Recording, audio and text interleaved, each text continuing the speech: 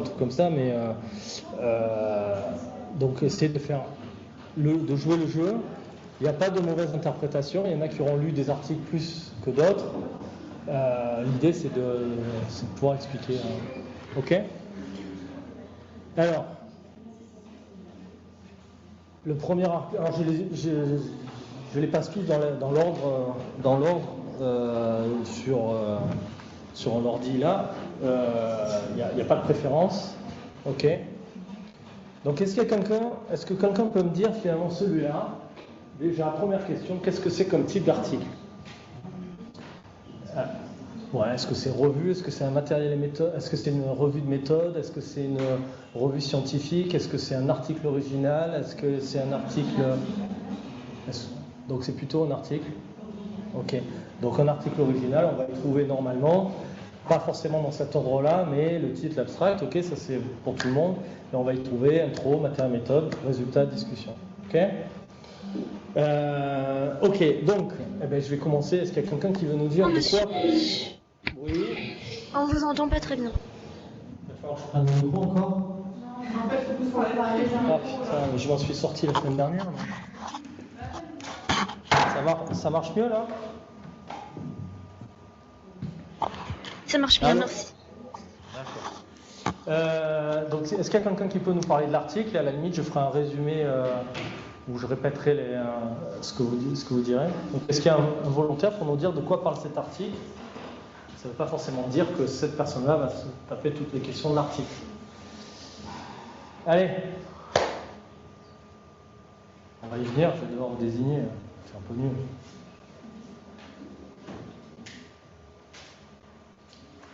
Merci.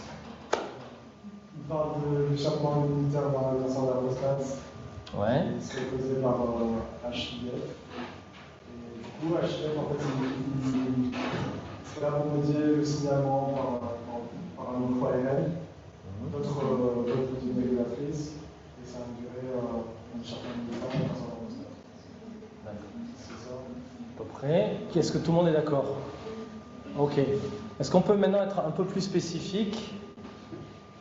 HIF, vas-y. Moi, je vais plus sur la localité et les mécanismes qui font que les cellules tumorales échappent aux cellules NK dans le cancer de la prostate.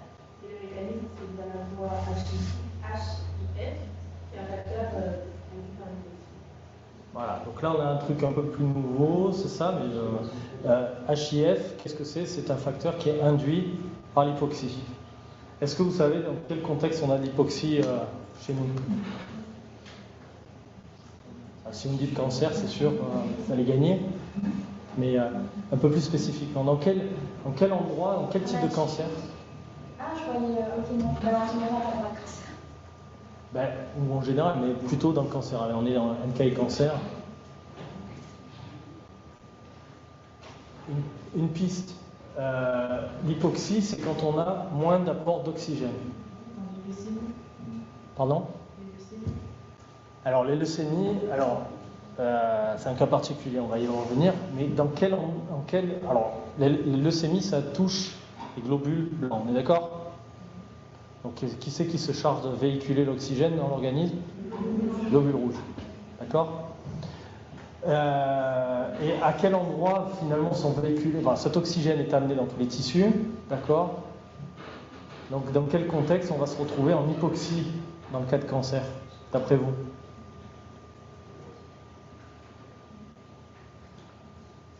Il faut que je vous amène par la main, etc.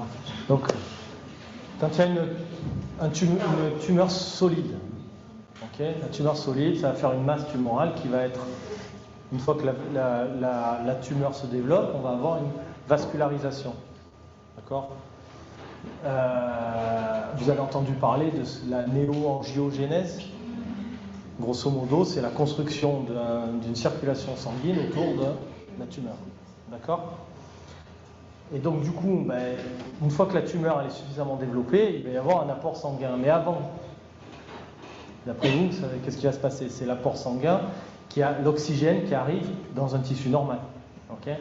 Et ensuite, comme la tumeur progresse, les vaisseaux sanguins ne sont pas encore là, donc on va se retrouver avec une zone au centre de la tumeur qui va être moins irriguée. On est d'accord? ciel moins irrigué, moins d'oxygène, hypoxie. Ok? Ok, on continue. Donc, que fait HIF sur MIR 224?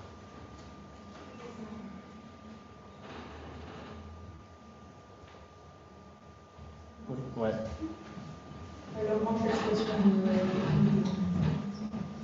Vas-y. Non, mais vas-y, hein, puisque tu es.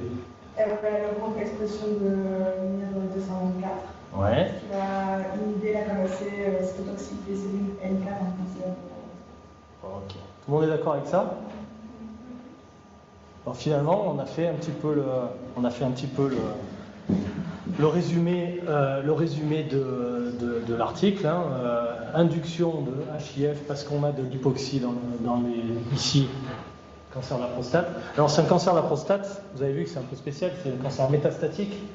Donc on est dans une situation où on a fait des nouvelles tumeurs disséminées par rapport à la tumeur d'origine. Et donc on se retrouve avec des tumeurs qui vont se développer encore avec une vascularisation qui n'est pas encore présente. Et donc du coup on va se retrouver encore avec des zones hypoxiques. Et voilà. Alors donc là on a répondu finalement à la question posée, comment dans ce contexte-là, comment échappent les cellules du cancer de la prostate à l'immunité NK. Ok ? Par rapport à la deuxième question que vous avez demandé, c'est est-ce que vous pensez que les auteurs ont répondu à la question? Alors si la question était... Voilà. Donc ça veut dire que les figures vous ont convaincu. Alors comment ils ont montré ça? Globalement, est-ce que vous avez une, deux ou trois méthodes particulières qui nous ont permis... Ouais. Alors, on montre par les QRT-PCR.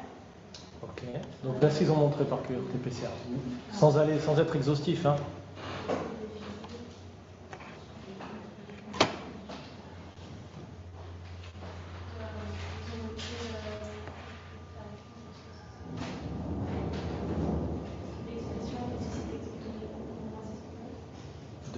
Et de quoi?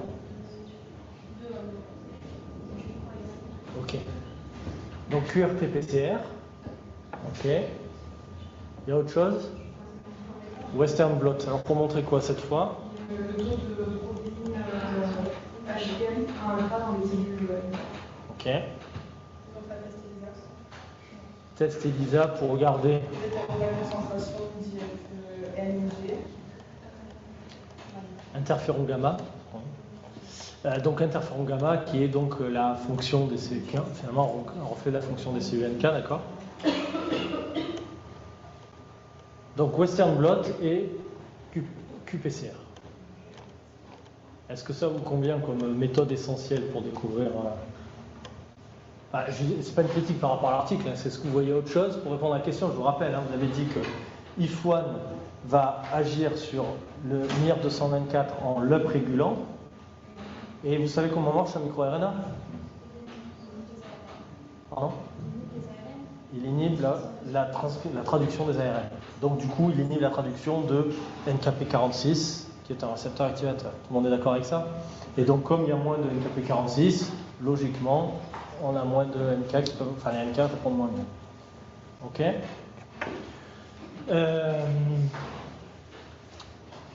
Alors, du coup, est-ce que... alors, une question bête, je demandais, est-ce que ça se passe chez l'homme ou chez la souris?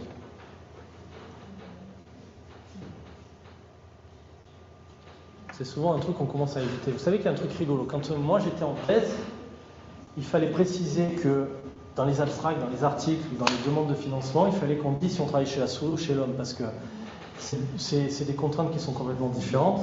Travailler chez la souris, ça se développe, ça a l'air facile, parce qu'on peut faire plein de... Mais du coup, on peut avoir des modifications génétiques, et donc on peut avoir des souris transgéniques, etc., alors que chez l'homme, on n'a pas ça. Donc chez l'homme, on fait de l'observation. Le problème, c'est que c'est difficile d'avoir des patients chez l'homme. Donc du coup, il y a des challenges qu'on peut avoir chez l'homme qu'on ne peut pas avoir chez la souris. Inversement, faire des trucs chez l'homme, c'est que de l'observatoire. À la souris, on peut faire de la mécanistique. Et donc avant, on se disait, c'est quand même un papier. Si c'est un papier chez l'homme et qu'ils arrivent à avoir de faire un peu de mécanistique chez l'homme alors que c'est justement une pathologie humaine, etc. etc. Bravo. Si chez la souris, il fallait qu'il y ait plein de modèles, etc. pour arriver à... Voilà, parce que c'était soi-disant facile de faire de la souris. Maintenant, de nos jours, vous allez voir de plus en plus d'articles où, même dans l'abstract, dans le titre ou dans l'abstract, vous verrez ni humain, ni human, ni mouse. Ça, c'est frustrant parce que des fois, vous dites, wow, c'est super, c'est machin, etc. Et vous apercevez qu'en fait, et vous voyez des courbes de survie, tout ça, vous apercevez que les auteurs ont réussi à soigner la souris.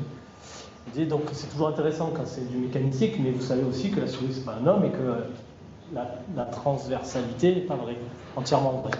Donc, du coup, ça, c'est aussi une question à se poser quand vous allez voir, c'est quel est le modèle utilisé. Est-ce que c'est du modèle murin, du modèle humain?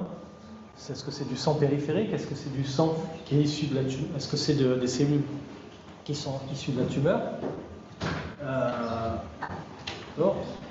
Donc, c'est important de se poser ces questions-là. Donc, je te repose la question. Du coup, ils disent que les lymphocytes sont issus de prostate, cancer de prostate, et chez les humains, visiblement, que c'était en laboratoire avec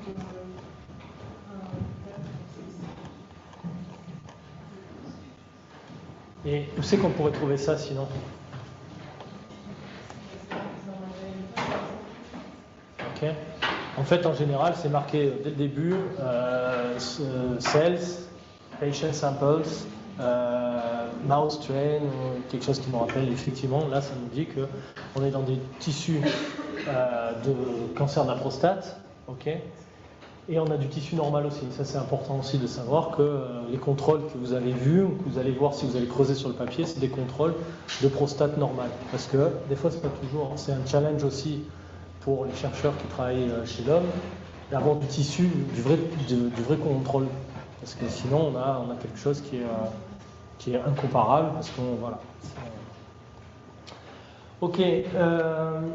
Est-ce qu'il y a une figure qui est particulièrement en fait, finalement, est-ce que vous avez trouvé dans l'article une figure qui résume le titre? Une, deux ou trois figures, hein, mais, parce que souvent, vous savez, il y a beaucoup de contrôles, on vérifie par plusieurs méthodes que la fonction marche. Donc on va regarder CD107, on va regarder l'interféron, on va regarder les cytokines, on va regarder plein de trucs, mais à la fin, la réponse, c'est peut-être une seule figure, c'est tout pareil. Alors on va vers la figure 4.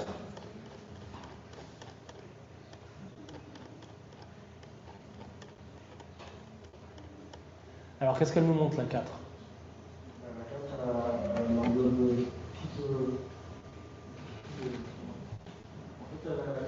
toute l'expression de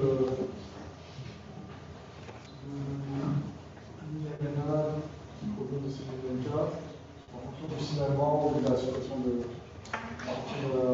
signalement de NCR1 NK46 et de l'expression de l'expression de.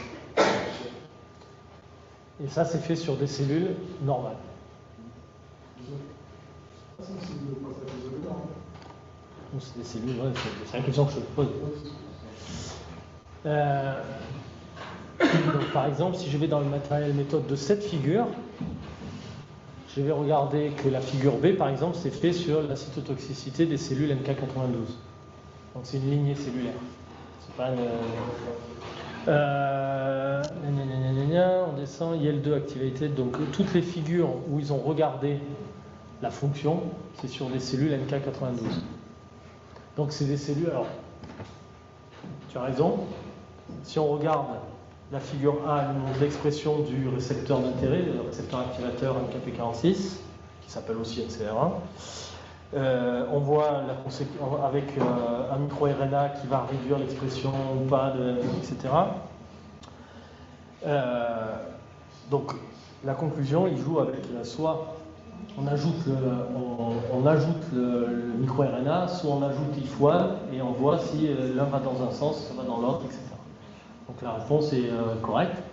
Il faudra faire attention quand on regarde les figures, regarder effectivement sur quoi ça a été fait. Là, c'est un détail parce que effectivement, cette figure plus ce qu'il y avait avant, ce qu'il y a après, permet d'être convaincant. Hein, parce que, en fait, pourquoi les auteurs sont obligés de travailler sur une lignée? C'est parce qu'une lignée, on la cultive in vitro, ça pousse, donc on peut en avoir des kilos. Donc, on a suffisamment de matériel pour faire les différentes techniques. Donc le Western blot par exemple, ça prend énormément de cellules pour faire une bande. Donc faire ça avec des cellules NK de la prostate, ça aurait été virtuellement impossible. On va arriver à récupérer entre les 5000 et 50 000 NK. Ça ne suffit pas pour faire du Western blot par exemple. Okay. Donc pour ces raisons-là, ils ont considéré que c'est un mécanisme qu'ils essayaient qui était entre guillemets naturel et qui était exploité par la leucémie. Et donc si on prenait n'importe quelle cellule NK ou n'importe quelle cellule, enfin on arriverait à trouver les mêmes. Est-ce qu'il y en a qui ont d'autres suggestions sur la figure qui montre les résultats? Alors, j'avais donc dans la série des consignes, j'avais noté, est-ce que ce sont des résultats originaux? Alors on a dit que c'était un article original, hein, mais vous savez que les articles, soit c'est vraiment original, personne n'a montré ça avant, soit c'est une confirmation ou une affirmation d'une étude précédente. Qu'est-ce que vous en pensez de ça? Et comment tu as vu que c'était des nouveaux résultats? Dans la discussion, apparemment, ils disent que c'est un nouveau mécanisme qu'ils ont décrit. Et du coup, c'était dans la discussion que j'ai vue. Et puis après, dans la discussion, ils n'ont pas trop cité les résultats antérieurs pour les confirmer. Ok. Est-ce qu'il y en a d'autres qui sont d'accord? Est-ce que tout le monde est d'accord avec ça ou il y en a qui ont d'autres suggestions à faire?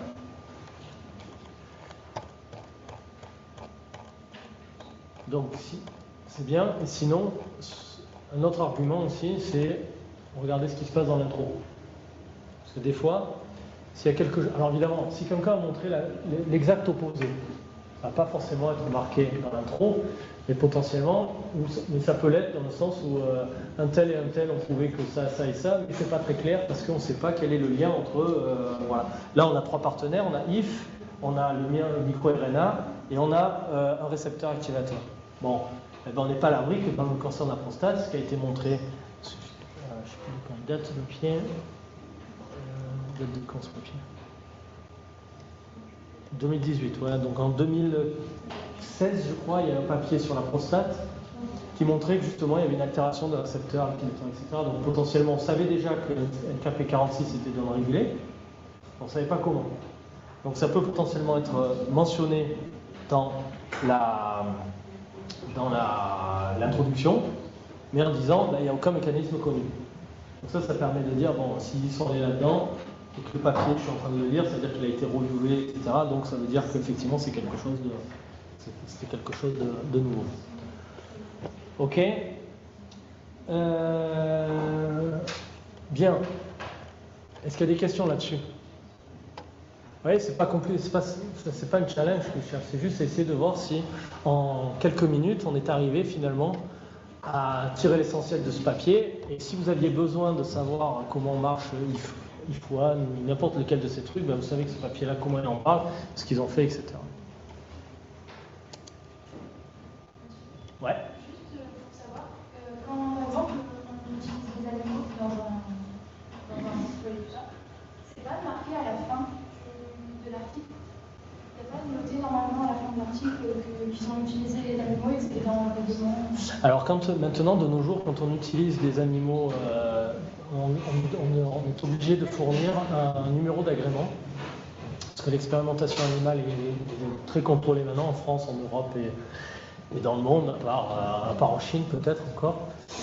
Et donc du coup, on a obligatoirement un numéro d'agrément pour l'animalerie, comme quoi le centre de recherche est autorisé à travailler sur les animaux, et le numéro du projet par rapport au papier. Donc il y a un numéro d'agrément, parce qu'en fait, chaque fois que quelqu'un veut travailler sur un modèle murin, ou de rat, ou de lapin, voilà, il est obligé de soumettre à un comité d'éthique qui va juger si on n'utilise pas trop d'animaux, si on ne les fait pas trop souffrir, c'est-à-dire est-ce qu'il n'y aurait pas des méthodes alternatives qui nous permettraient d'utiliser moins d'animaux, etc., etc.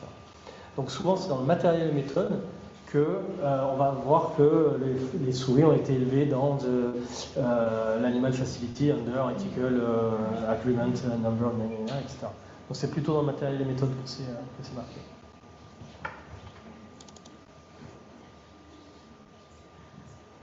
Alors.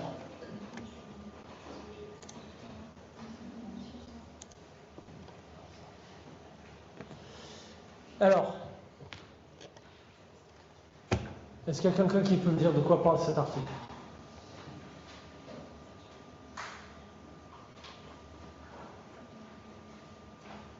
Allô? C'est démontré que les cellules NK sont nécessaires pour le recrutement des CDC1 qui sont des cellules dans l'environnement tumoral. Ouais. Voilà, et ça se fait par des chimiques, donc CCSA, CMA. Ok. Et est-ce que donc finalement c'est quoi la question que posent les auteurs dans cet article? Est-ce que c'est le voie qui est utilisée par la tumeur? Est-ce qu'il y a un contrôle en fait de l'étiquette cellulaire par la tumeur? Tout le monde est d'accord avec ça ou il y en a qui ont des trucs à ajouter? Ouais, tout le monde est d'accord avec toi. Alors, est-ce qu'ils ont répondu est-ce que d'après vous, ils ont répondu à la question? Est-ce que alors c'est un peu dans le titre, puisqu'effectivement, promoting cancer immune control. Cancer immune control, ça veut dire c'est le contrôle immunitaire. En fait, c'est le contrôle de la tumeur dans notre environnement et qui est altéré. Alors là, dans ce genre d'article, vous avez ce qui est intéressant, c'est que vous pouvez aller encore plus vite dans la lecture. Si ça ne vous concerne pas, vous le verrez vite sur la première page, puisque vous avez le schéma et vous avez les highlights, qui sont en fait les quelques 3-4 points essentiels à retenir. Du coup, comment les auteurs ont répondu à la question et qu'est-ce qu'ils ont mis en évidence dans ce papier?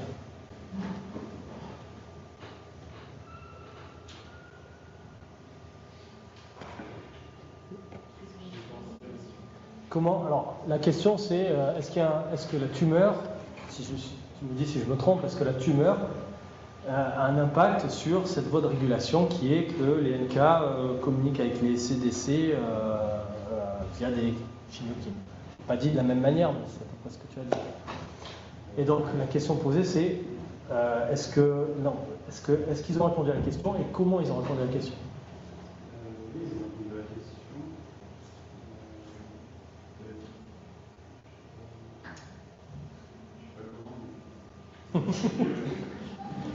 T'as pas levé la main tout à l'heure quand j'ai dit qui c'est qui n'avait pas lu là. Est-ce qu'il y a quelqu'un qui peut l'aider? Merci. J'ai noté qu'ils ont relevé un contrôle similaire ou moléculaire tumoral Alors attends, tu peux parler un peu plus fort, parce que même moi j'ai du mal à comprendre. Ils ont relevé un point de contrôle similaire et moléculaire dans la tumeur pour le recrutement de CDC1. Alors, CDC1, c'est Conventional DC Type 1, ok, donc on va dire cellule dendritique. Donc, c'est quoi ce point de contrôle exactement? Qu'est-ce que.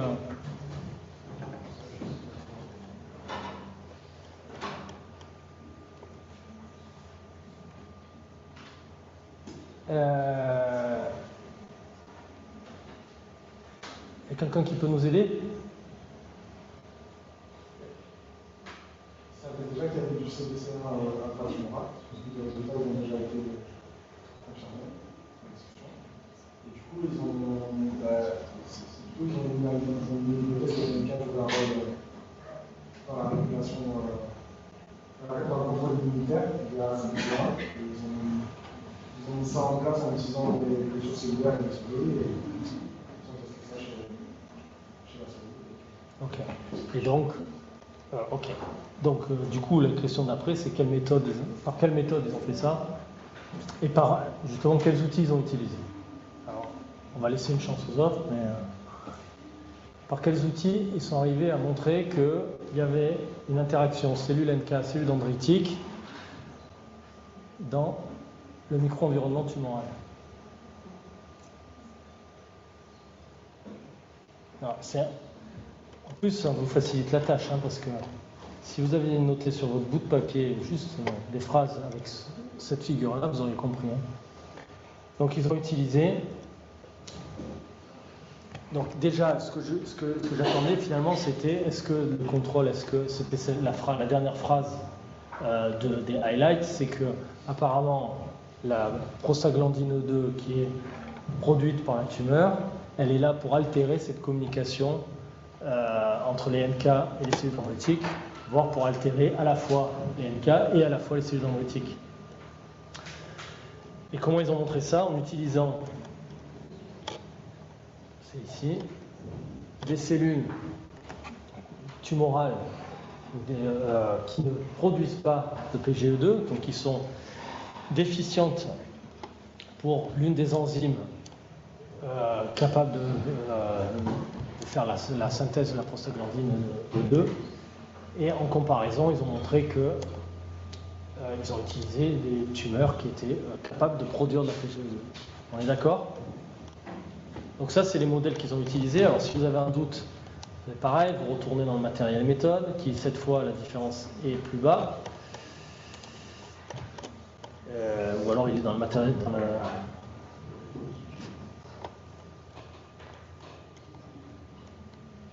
Ah oui, c'est dans la version en ligne, donc vous ne pouviez pas y aller. Donc ils ont utilisé des souris déficientes pour COX1 et COX2, qui sont des enzymes clés pour produire la prostaglandine. Ok. Alors est-ce qu'il y a une figure qui arrive, est-ce qu'il y a des figures qui montrent finalement les résultats qui confirment, enfin qui montrent ce qu'ils disent dans l'abstract? Est-ce qu'il y a des figures qui vont être plus claires que les autres ou qui ne sont pas des contrôles et qui vont montrer que la PGE2 est impliquée et altère les NK et les cellules dendritiques?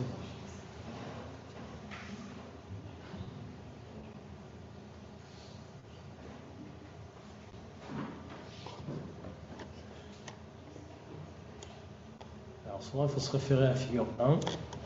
Commencer par la figure 1 parce que des fois c'est la première qui montre des trucs. Donc la première, qu'est-ce qu'elle montre? Elle montre en fait l'infiltration ou la présence de cellules dendritiques au site tumoral. Et, et elle utilise... Alors attendez, c'est un 3, c'est...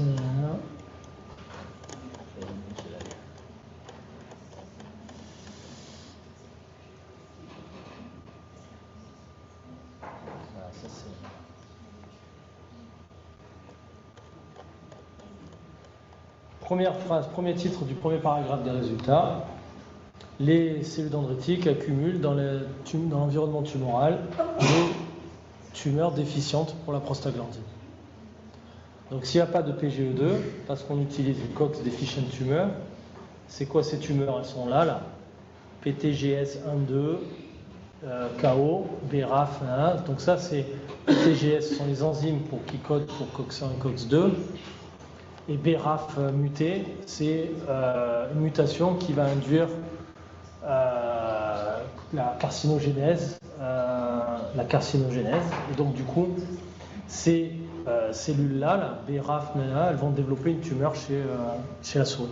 Okay, et après, on a des souris qui ont, enfin ces tumeurs-là, ces cellules-là qui ont été modifiées pour un COX1 et COX2, d'accord? Donc dès la première figure, on se retrouve avec deux des trois paramètres. On a les cellules dendritiques, on a les cellules avec les tumeurs déficientes pour les COX. Et deuxième résultat, deuxième titre de paragraphe, les cellules dendritiques accumulent dans les tumeurs BRAF, COX déficientes, donc PGE2 déficientes. Et ça dépend des NK. Donc l'accumulation des cellules dendritiques dépend des NK dans le contexte de la prostaglandine 2. Là, vous avez répondu à la question et vous pouvez maintenant aller voir la figure qui correspond. Donc, vous allez voir, vous descendez un peu, figure 2A. Hop. Alors, on ne va pas passer en détail la figure parce que de toute façon, je ne connais pas toutes les figures, je ne vais pas oublier. Mais globalement, voilà, c'est ça qui va vous permettre de comprendre quelle est la figure, comment ils ont montré ça. Et puis là, vous allez, si vous avez besoin de savoir comment précisément, vous allez creuser sur la figure et voir ce qui se passe avec les différents contrôles, etc. Ok.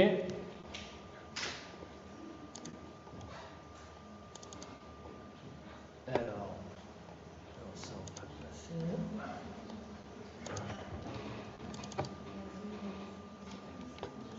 va venir après.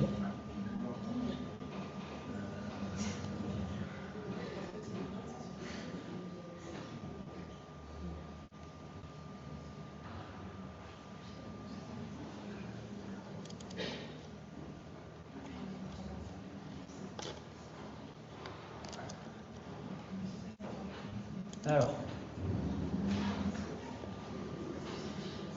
celui-là, c'est quoi comme article? C'est sur une technique, une nouvelle technique.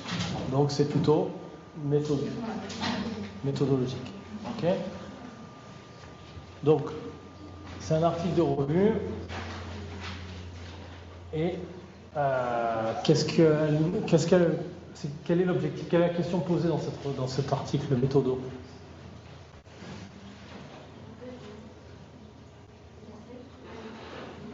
Un peu plus fort.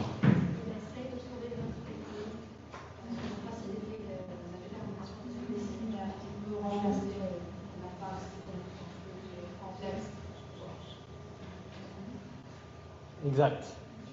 Donc en fait, on a besoin. Alors, l'utilisation de la cytométrie en flux d'abord, on a des limitations, on a besoin de beaucoup de cellules, etc. Donc on a besoin de beaucoup de matériel, de beaucoup de tissus, etc. Et donc en général, c'est pas forcément quelque chose qu'on a à volonté. Ok. Et donc du coup, là les auteurs ils montrent une technique finalement pour utiliser peu de matériel, pour moins perdre. Et après, évidemment, comme on ne peut plus désormais se contenter de décrire une nouvelle méthode sans montrer de résultats, ils montrent des résultats avec les marqueurs qu'ils ont utilisés. Ok. Est-ce que...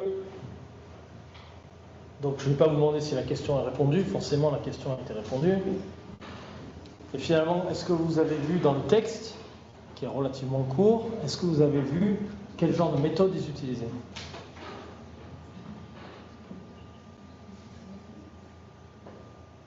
Il y a aussi pour prélever des cellules d'archives. Ouais. Alors, donc biopsie, mais ça c'est pas original. Le seul truc c'est que, alors je sais plus, c'est vrai.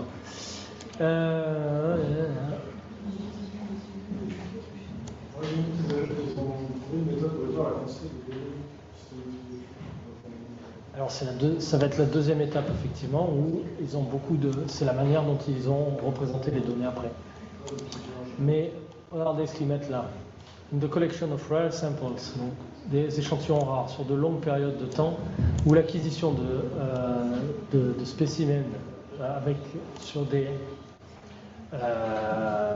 from resources poor settings, donc quand l'équipement n'est pas accessible, en fait tout ça, ça fait qu'on n'a pas forcément, on a des difficultés de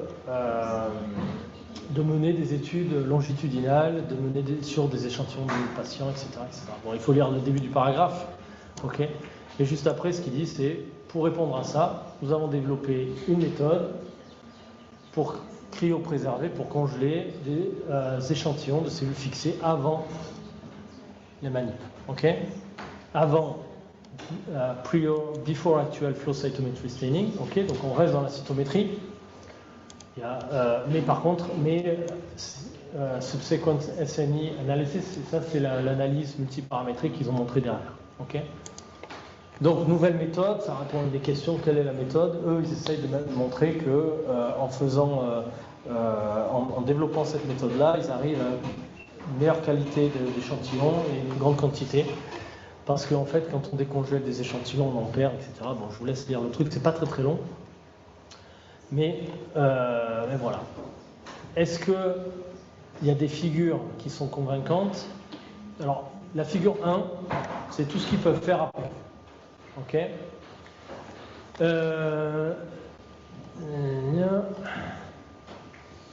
Alors, attends. Ça, il fallait que je me rappelle ce que ça voulait dire. Voilà, c'est là. Fixe.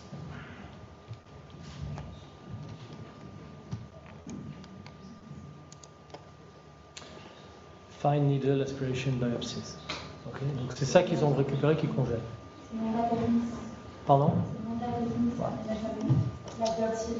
Donc là, ce qu'ils comparent, c'est du sang périphérique, PBMC, avec la biopsie hépatique. On est d'accord? Donc bon, ils vont montrer blabla que c'est différent. Est-ce qu'ils montrent à un endroit que ils ont les mêmes, que leur technique, elle est efficace? Si moi je veux le faire, est-ce que je vais trouver l'information? C'est-à-dire si moi par exemple, tu vois, je travaille sur le cancer de la prostate et j'ai pas assez d'échantillons, est-ce que si je me sers de ça, est-ce que je vais pouvoir y arriver? Parce qu'il y a la méthode qui est décrite. Ah non, mais en fait, à la fin, je dis que c'est bon, ça marche et ça peut même être besoin de jouer avec le tissu organe. Et donc ils nous montrent, est-ce qu'ils nous montrent du matériel, ils nous montrent une figure pour nous dire ça marche? Dans la figure 1, la figure 1, regarde.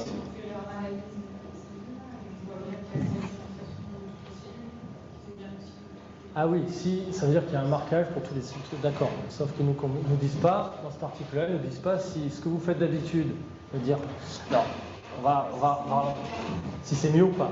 Voilà. Ils nous disent que oui, ils y arrivent, ils nous montrent qu'ils arrivent à récupérer. Il faut dire, le postulat de départ, c'est souvent on n'a pas assez de matériel, c'est difficile d'accès, etc. Il faut des équipements spéciaux, etc., etc. Nous, on montre qu'avec une seringue, on arrive à faire une microbiopsie. Là, on fixe tout ça, enfin, je résume, on fixe tout ça, et quand on décongèle, on récupère, on a des cellules viables, enfin, pas viables, puisqu'elles sont fixées, mais on peut marquer, on peut faire des trucs. Alors que le classique, c'est on récupère les cellules, on les congèle, après on les décongèle, on les marque, on fixe, et on va au cytomètre, on va faire notre truc. Sauf que souvent, les cellules vivantes qui sont congelées, quand on va les décongeler, ben on va avoir un pourcentage plus ou moins élevé de perte. C'est globalement ce que dit ce papier, c'est ce qui est la réalité.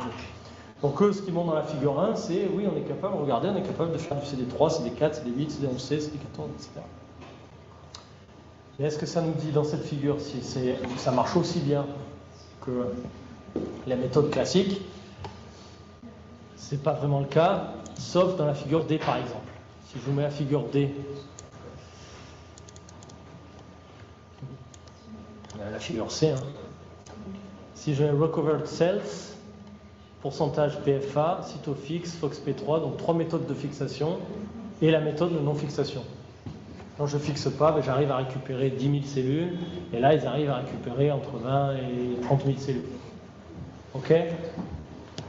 Donc, puis c'est ce qui va dans le D là, dans le panel D, cytofix, PFA, FOXP3 fixe, 3 méthodes de fixation. Et après, unfixed. Okay. Donc la réponse, est-ce qu'ils ont montré qu'il y avait un elle y est, mais il faut aller chercher dans le panel B, C et D. On est d'accord? Et là, après la figure E, si on lit les axes, subset expression within PBMCs, donc dans les PBMC, donc on imagine que là c'est fixé, est-ce que si on regarde en bas, c'est subset expression dans les PBMC unfixed. Okay. Donc la technique, c'est soit, ce qui est classique, c'est soit je marque, je fixe, non, je congèle, et après je décongèle et je fais mon marquage, et je regarde mes CD4, CD8, etc. Soit je fixe, je congèle, et ensuite je décongèle et je fais mon marquage. Et là, il montre qu'il y a une corrélation quasiment de 100% entre fixer avant la congélation et fixer après en termes d'expression de marquage. Donc ça veut dire qu'on retrouve tous les marquages, okay, mais sauf qu'on va récupérer plus de cellules, donc c'est plus intéressant dans les contextes où on a plus de cellules. Ok. Donc on pourrait dire éventuellement que c'est ce type de figure-là qui nous permet de nous convaincre que la technique marche. Ok. Vous êtes d'accord? Alors après, c'est des résultats qui sont associés à la comparaison entre deux échantillons, des échantillons de sang périphérique et des échantillons récupérés à l'aiguille. Okay. Et tout ça se fait dans un contexte de cellules fixées. Ok, donc là c'était un petit peu différent, il fallait un peu pêcher. Alors, c'est pas une méthode, un article de méthodologie classique, parce qu'un article de méthodologie classique, je vous en ai pas mis, mais c'est un peu comme un protocole, comme écrit petit 1, petit 2, petit 3, petit 4, petit 5. Là, c'est pas le cas.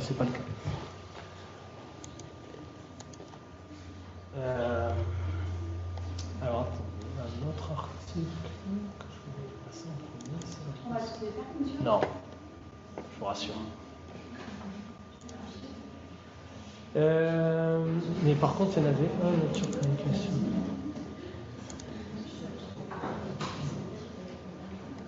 Bon, c'est pas grave. Allez, on va faire un. Allez, qui peut me parler de celui-là? Quelle est la question posée?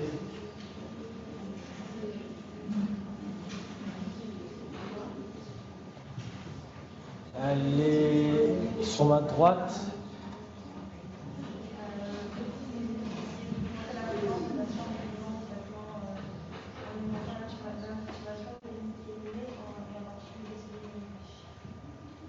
Tu peux répéter, mais un peu plus fort. Vous essayez de demander la fréquence, enfin, vous augmenter la fréquence de patients répondant aux besoins en augmentant l'activation de l'unité et en particulier. Vous avez entendu? Donc ils veulent augmenter le nombre de patients qui répondent à un traitement dans...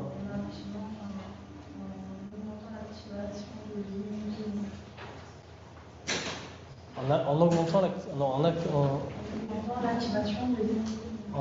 l'activation de l'immunité innée. Est-ce que tout le monde est d'accord avec ça?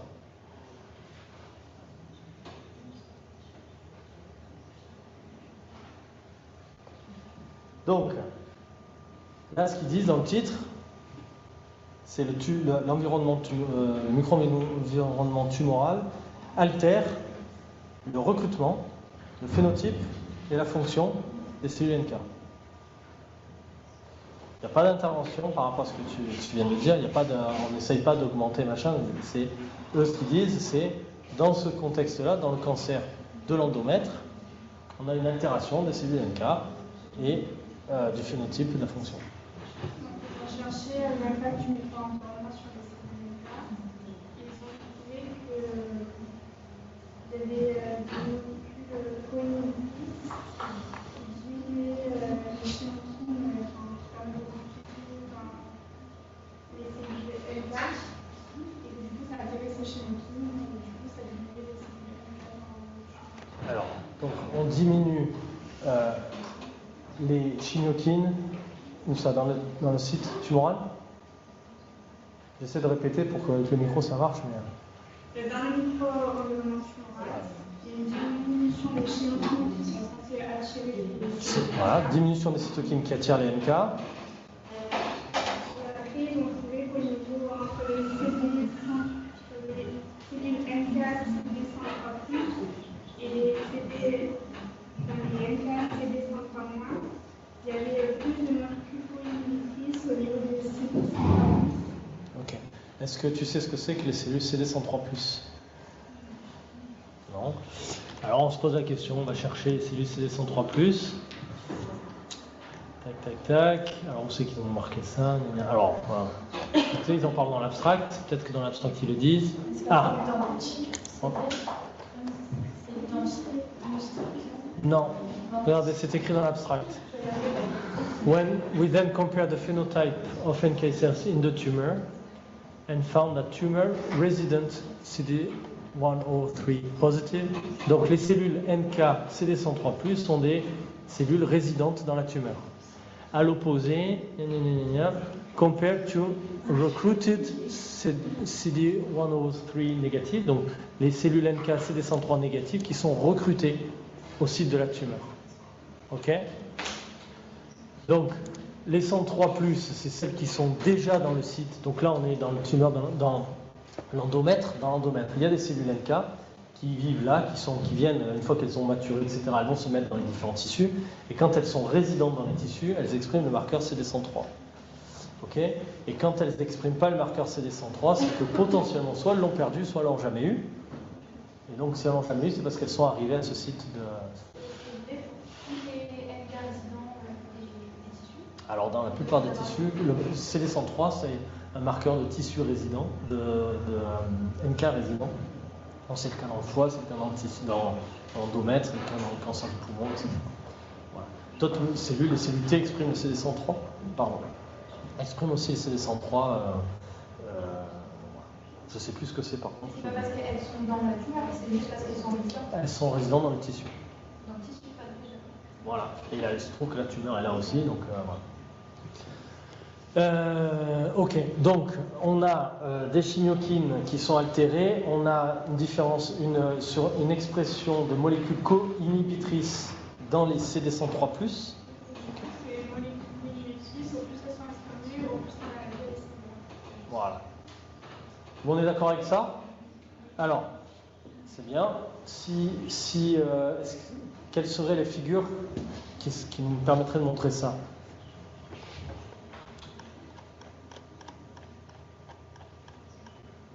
Alors, c'est des figures. Hein. Donc, première question, c'est les chimiokines. On est d'accord? Donc les chimiokines, on va trouver une figure sur les chimiokines et une figure sur les cellules CD103+, CD103-. On est d'accord? Donc la figure 1, ça n'a pas l'air de... Figure 2, on commence à avoir des choses. Donc on a des cellules CD103+, et moins, on est d'accord? On a des cellules, et après on regarde les cellules TIGIT, TIM3, et TIGIT et TIM3 sont deux molécules co-inhibitrices qui sont associées avec notamment des fonctions qui sont réduites, etc. Donc, ça c'est la figure 2. La figure 3, ça n'apporte pas grand-chose. Et là, on a les chimiokines. Ok. Alors après, donc là, c'est la figure où on nous montre que effectivement, donc on est dans la tumeur en noir et dans le tissu sain à côté. On a une diminution de CCL12, CCL21. On a une augmentation ça, c'est des chimiokines, dans des cytokines. Donc on a une diminution de CCL27, etc. Donc c'est là qu'ils tirent leur conclusion. On a moins de ces chimiokines-là, donc moins de recrutement. Ok. Et on trouve... donc si je dis que c'est la figure 4 et la figure 2 qui répondent à la question, est-ce que vous êtes d'accord avec ça?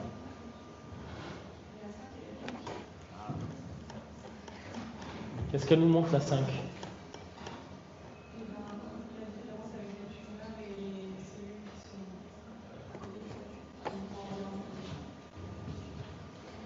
Ok, et...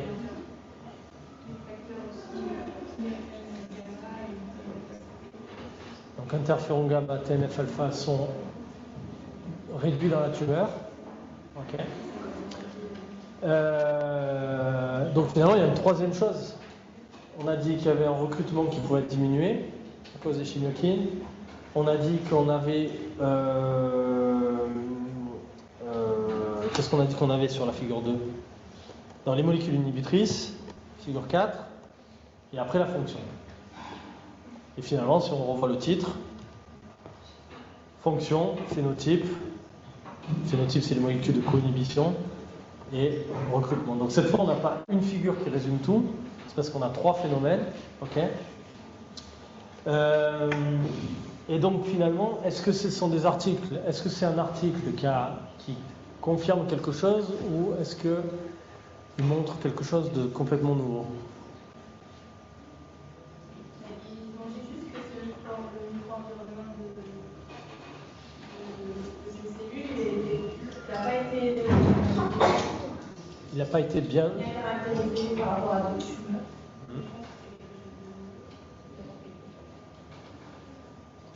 Et est-ce qu'il y a des choses qui vous paraissent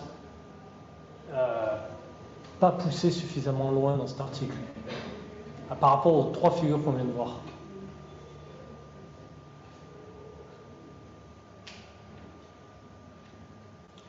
Si on repasse les figures. Par exemple, je repasse la figure 2.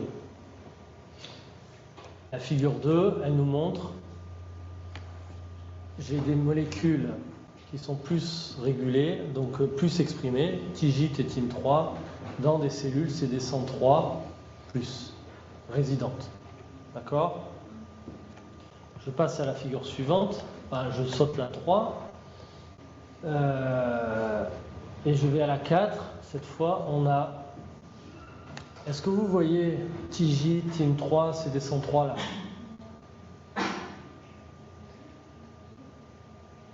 C'est pas ennuyeux? Alors, est-ce que d'après vous, on pourrait le faire déjà? Regardez s'il y a des cellules 103+, 103- là, avec ce genre de technique.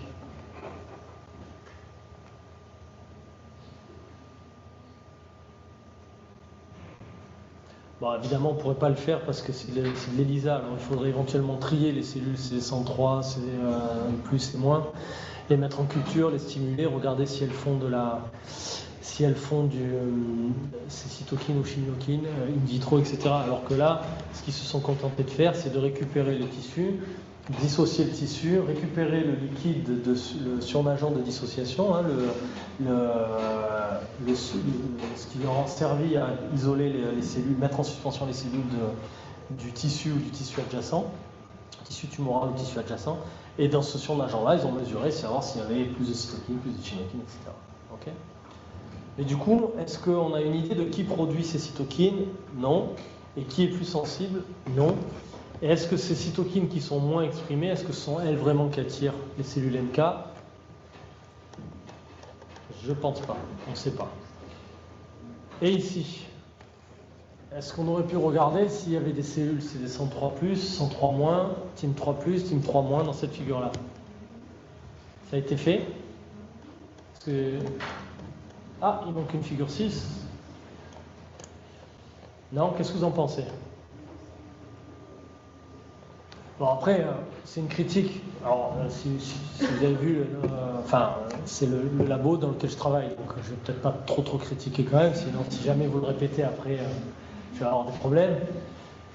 Mais, pardon? Ah, j'entends rien. Bon, si vous voyez déjà le nombre de points dans cette figure-là, là, vous voyez qu'il y a 1, 2, 3, 4, 5 patients. Enfin, 5 échantillons. Ok. C'est pas beaucoup, hein. Il faut se dire aussi que le cancer de l'endomètre, aller récupérer, demander au chirurgien, c'est quand même pas trivial d'aller récupérer des échantillons comme ça et de pouvoir travailler sur des échantillons comme ça. Ok. Et s'il y avait eu assez d'échantillons, s'il y avait eu assez de cellules, s'il y avait eu assez de... Qu'est-ce qu'il aurait fallu dans cette figure-là? Pour aller avec la même conclusion que tu nous as dit tout à l'heure, que les CD103+, en plus de molécules co-inhibitrices, est-ce que ça n'aurait pas été intelligent de regarder aussi ce que font ces cellules CD103+, et 103-? Parce que les cellules qui sont résidentes, elles sont là, la tumeur s'est développée. Les cellules qui ne sont pas résidentes, qui sont arrivées, on peut imaginer qu'elles sont arrivées toutes fraîches, pas altérées, toutes bien et tout ça, et elles ont là leur activité antitumorale. Est-ce que c'est vrai? Est-ce qu'elles ont des altérations fonctionnelles elles aussi, etc. etc. Ok. Bon, alors on ne peut pas critiquer forcément les articles. Allez, un dernier.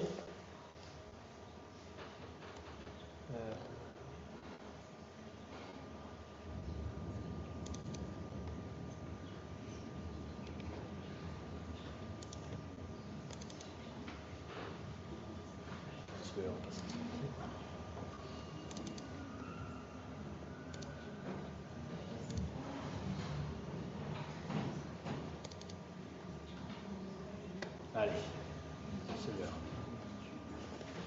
Alors, qu'est-ce qu'on peut me dire sur cet article? Qui c'est qui peut me dire quelle est l'idée de cet article? Quelle est la question posée? Des valeurs de conversion de cellules NK en ISC1 par laquelle des cellules tumorales échappent à la surveillance. Ok, bien traduit. Alors, est-ce que on se rappelle de la deuxième ou troisième diapo de ma présentation de la semaine dernière, où il y avait l'arbre qui donne l'arbre de différenciation entre les progéniteurs et les cellules NK et les cellules ILC. J'ai pas la présentation ici.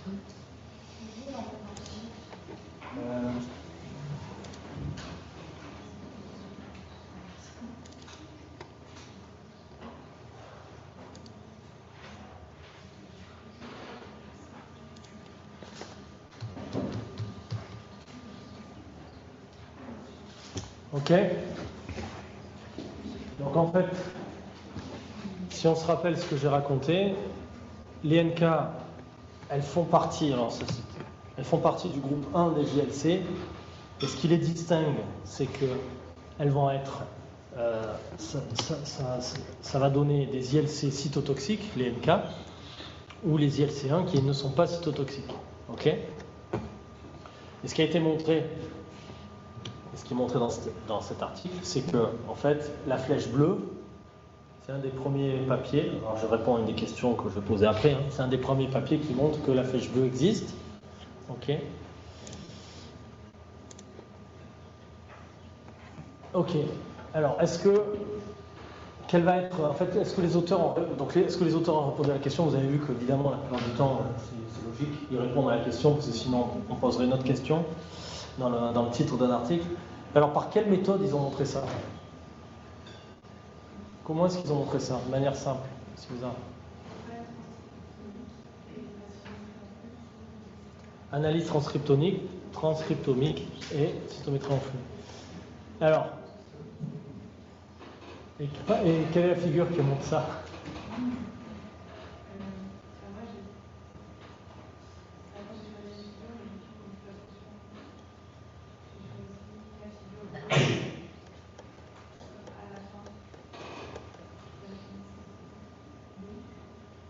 La D. Alors, on va, c'est possible. On va juste pour parler, puisque tu as parlé des techniques, ok. Donc eux, ils se retrouvent, on va prendre la figure 1. Dans la figure 1, ce qu'ils montrent, c'est que si on mesure, donc là si on mesure la différenciation NK, là, la maturation NK, ils ont utilisé deux marqueurs, CD49A, CD49B. Ok, vous ne voyez pas très bien, mais si je grossis encore plus, vous ne verrez pas mieux. Ok, et en fait, ce qu'on sait, c'est que les ILC1 sont CD49A, et les NK classiques sont CD49B et n'expriment pas le CD49A. Ok. Et eux, ce qu'ils montrent, ce qu'ils vont montrer, c'est que donc ils vont montrer un certain nombre de différences, entre ces trois populations, ok. Et après, donc dans la figure 2, c'est là où ils vont montrer que il va y avoir le profil classique. Quand on récupère des cellules, alors qui viennent d'où? Qui viennent de liver, donc elles sont dans le foie, on récupère 95% de cellules qui sont 49B+, 49A négatives, donc NK classique. Et quand la tumeur progresse, on va descendre à 35% et on va monter à 30% de cellules de type ILC. Ok. Donc tu as raison, c'est finalement plutôt cette figure-là qui vont montrer qu'il va y avoir un changement de fréquence, ok. Et ensuite ils m'ont montré comment ça se passe, quelle est la mécanistique derrière, ok. Est-ce que ils ont utilisé des modèles particuliers? Sur quel modèle ils travaillent? C'est la souris, le singe, le Ouistiti, souris. Donc ils ont utilisé des souris transgéniques. Ok. Notamment des souris qui font quoi?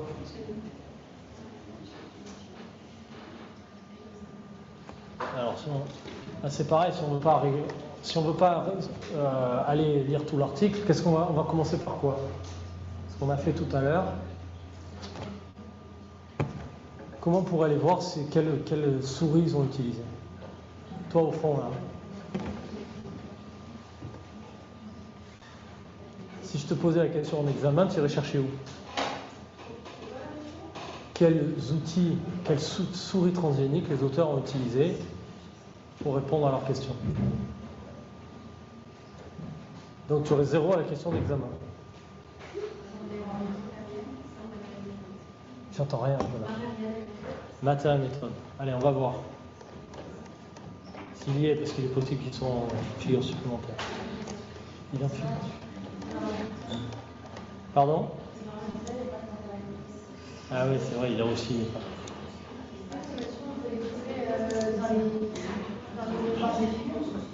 Ouais.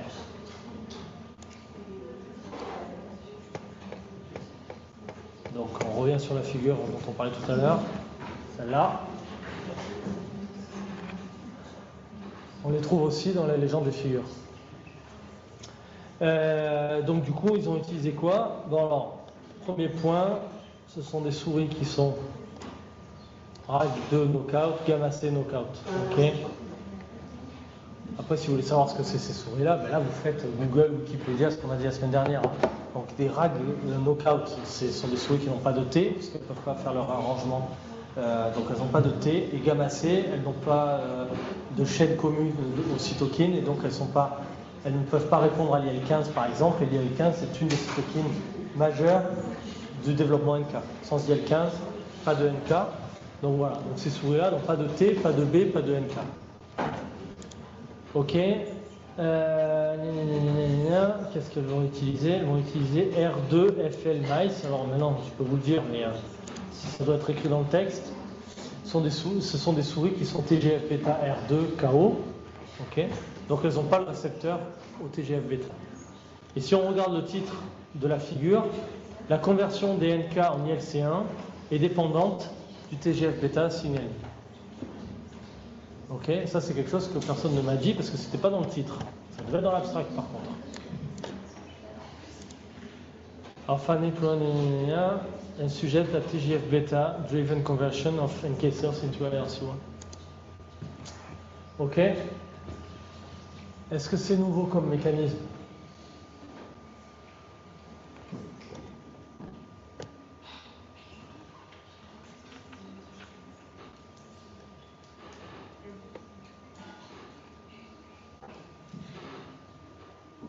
Alors,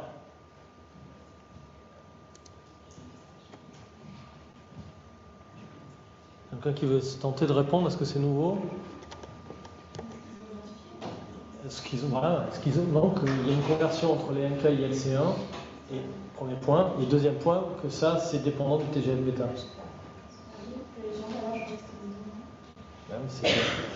C'était là. Donc alors si on regarde, si on lit vite fait, tac, l'introduction, ce ne sera pas marqué dans l'introduction. Ok.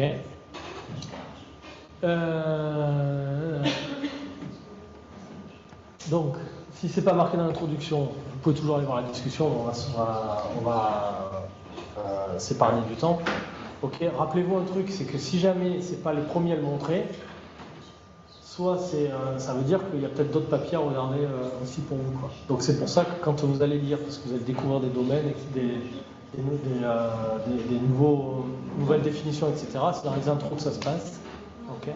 Et dans les titres des figures, les titres des résultats, c'est là où vous allez gagner du temps. Au lieu de lire tout le texte, le minimum à faire, que vous auriez dû faire, beaucoup l'ont fait, c'est de lire les titres des paragraphes. Okay. Parce que dans beaucoup d'articles, vous les avez. Ok. Bon, est-ce que vous avez d'autres questions?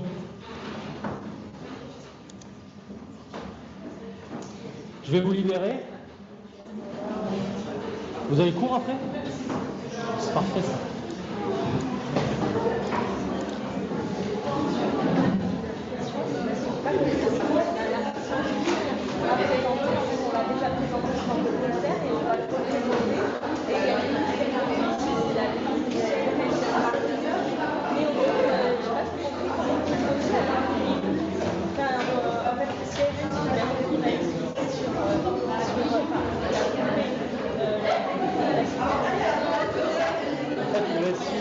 le SI RNA, je pense qu'on peut trouver déjà.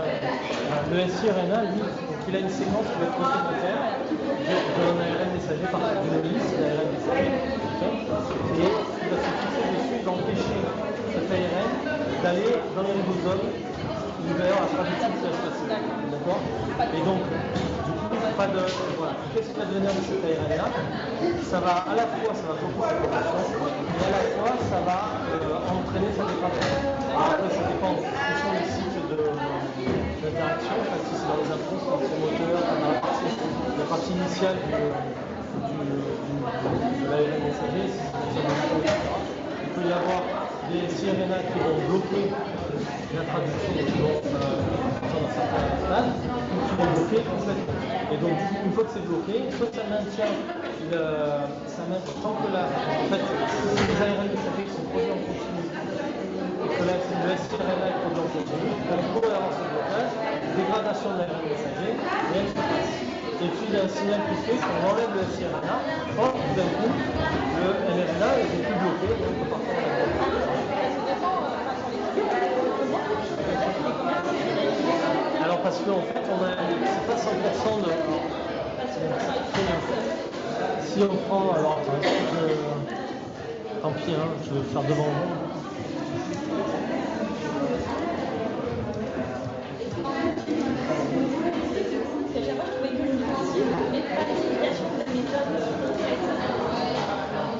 Donc,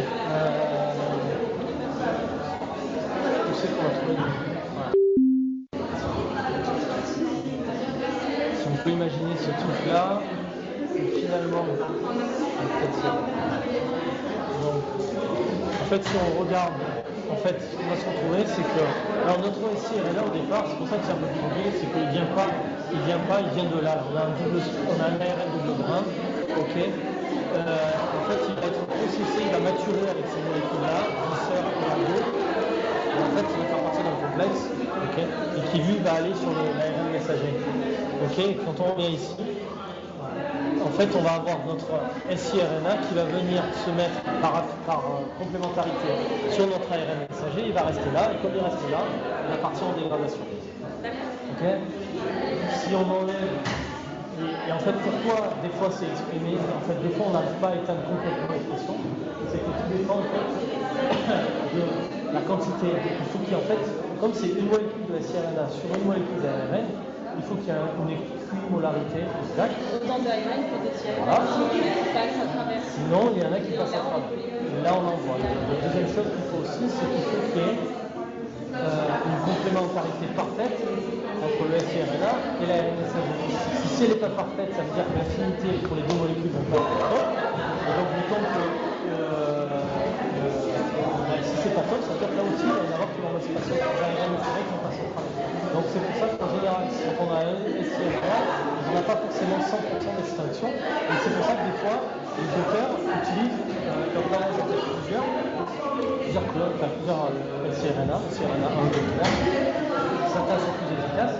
Ou alors, ce qui est utilisé, c'est des cocktails de siRNA. Il y en a 3. Comme ça, au moins, on est sûr de tabler sur plusieurs parties. Mais le but, c'est de voir qu'il y ait une diminution.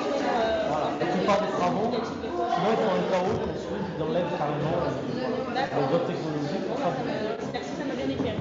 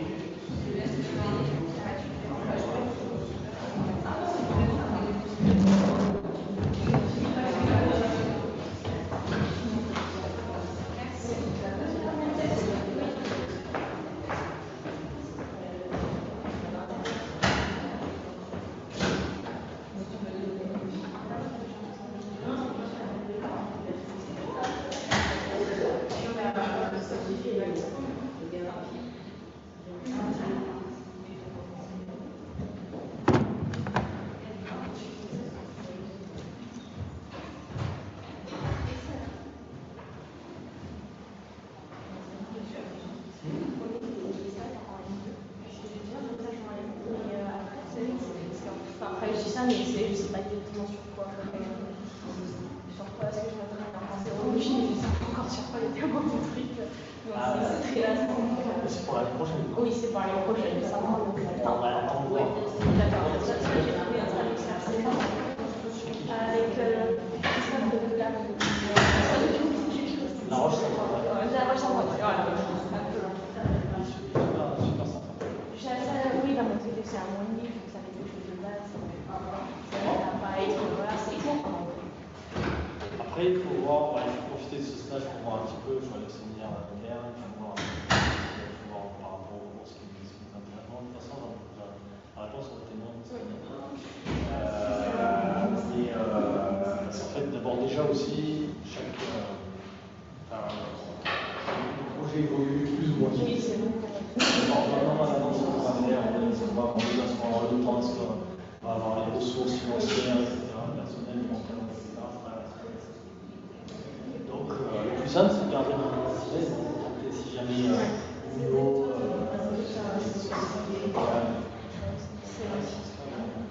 Pourquoi pas? On a encore le temps.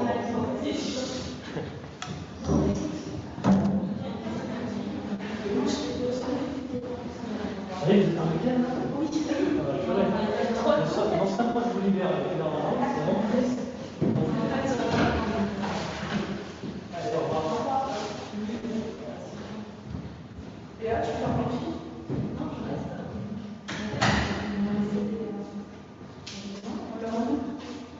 Je sais pas, ils savent que c'est terminé. Non, je pense qu'il y a un truc.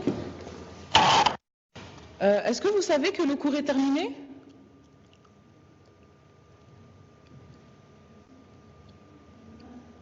Je pense que peut-être l'image elle est figée, non? Non, ça bouge. Je sais pas.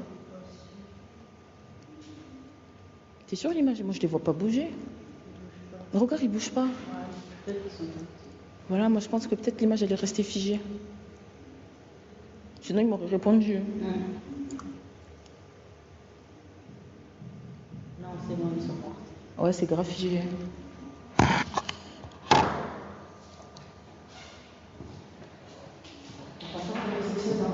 Ça me dit pas, au début, je me suis là, genre, ouais, ça va. Et là, je me sens confortée, je me dis, ouais, c'est grand quand même, quand tu fais ça. Parce que je suis là, mais non, je suis comme ça. Je suis comme ça. Mais là, il y en a un. Je me suis dit, il y en a un qui se met c'est comment je pars. Mais non, je vais rien se passer. Moi, j'ai pas passé 45 minutes, je suis en train de travailler, j'ai mon style à 17h40.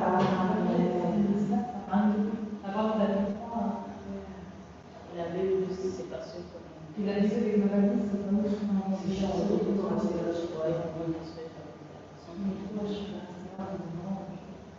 si j'attends, si je me fais dégager, mais je pense que comme on a acheté à 17h et que je vais partir à 7h50,